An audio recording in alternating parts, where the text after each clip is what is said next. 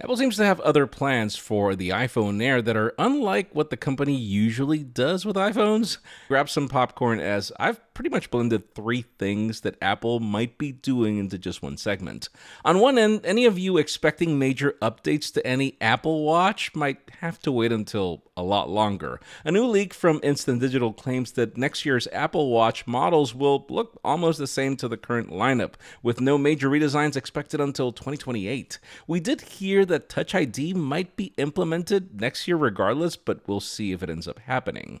Now, as for iPhones, Bloomberg's Mark Gurman is pretty much doubling down in the staggered launch approach. We had heard Apple would follow this year, and now it seems will happen until next year and the following one, though Gurman just added a little interesting twist at the end. So from what we heard before, the iPhone 18 Pro and Pro Max, along with the awaited iPhone Fold, are expected to debut in the fall of 2026, along with possible new Apple Watches and probably new Macs. Then in spring 2027, Apple will follow up with the standard iPhone 18 and the iPhone 18e as the successor to the iPhone 17e, but then also a new version of the iPhone Air.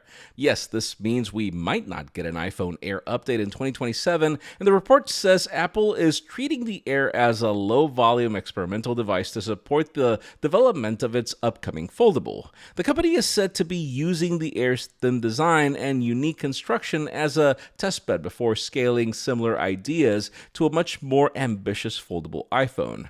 Earlier leaks also claimed that the next iPhone Air may skip a second rear camera because Apple believes that demand for ultra-wide lenses among its target audience is low, keeping the Air focused on simplicity and thinness rather than feature overload. But then, an interesting twist is that the famous designer of the Air, which is featured on Apple's introduction video, just left the company for an undisclosed AI startup.